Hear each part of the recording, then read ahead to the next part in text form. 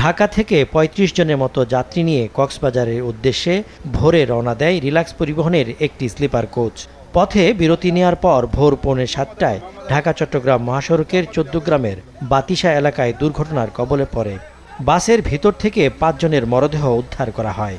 আহত অন্তত ১০ জনকে ১৪ গ্রাম উপজেলা স্বাস্থ্য কমপ্লেক্সে নেওয়া হয়। গুরুতর আহত ৪ জনকে পাঠানো হয় কুমিল্লা মেডিকেল কলেজ হাসপাতালে। আমরা চিটাং রোডে গাড়ি নেওয়ার জন্য আইসি, তাহলে 2টা বাজে গাড়ি পাই না, গাড়ি না পাইতে 2টা বাজে চিটাঙের গাড়ি পাইছি। চিটাঙের গাড়ি তুললাম, উড়ি একদম গাড়ি তুড়িয়ে আমরা ঘুমে পড়ে গেছি, আর কিছু জানি না।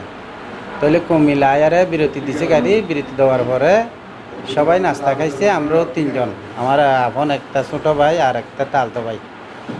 মুখ হাত ধুই টেবিলে বসা পরোটা লেয়ারে ডাইল পরোটা খাই তারপর আবার গাড়ি তুললাম। গাড়ি তোলার পরে 5 থেকে 10 মিনিটের পরে হঠাৎ করে গাড়ি অ্যাক্সিডেন্ট হয়েছে।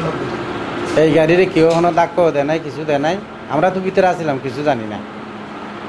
এই গাড়ি পড়ে গেছে, পড়ে যাওয়ার পরে কিছু মানুষ 2-4-5 জন একদম গাড়ির নিচে মরে গেছে। 5 জন মরে গেছে, আর বাকি মানুষ কিছু দুঃখ পাইছে, কিছু হাত ভাঙি গেছে।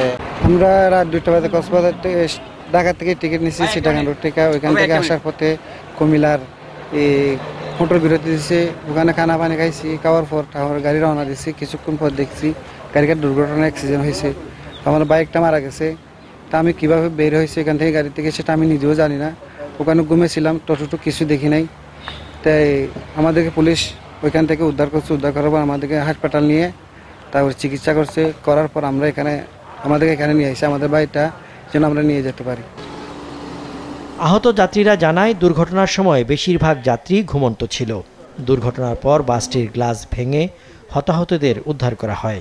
নিহতদের মধ্যে কক্সবাজার টেকনাফের মোহাম্মদ হোসেন, চট্টগ্রামের বাঁশখালীর রিয়াদ, নোয়াখালী চাটখিলের পলাশ এবং লক্ষ্মীপুর জেলার মানসুর।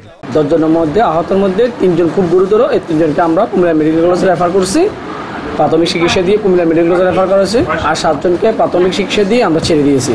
দুর্ঘটনাস্থল পরিদর্শন করে হাইওয়ে কুমিল্লা রিজিয়নের পুলিশ সুপার জানান, প্রাথমিকভাবে ধারণা করা হচ্ছে চালকের অসতর্কতার কারণে এই দুর্ঘটনা ঘটেছে। ঘটনাস্থল আমি দেখেছি, সেখানে দেখছি যে তেমন কোনো প্রতিবন্ধকতা নেই, কোনো ব্যারিয়ারও নাই।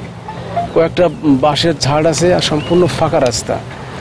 তো এই সমস্ত জায়গায় যদি অ্যাক্সিডেন্ট ঘটে থাকে, তখন আমার কাছে মনে হয় যে ড্রাইভারের অসতর্কতার কারণেই প্রথম পর্যায়ে এই ধরনের দুর্ঘটনা ঘটতে পারে।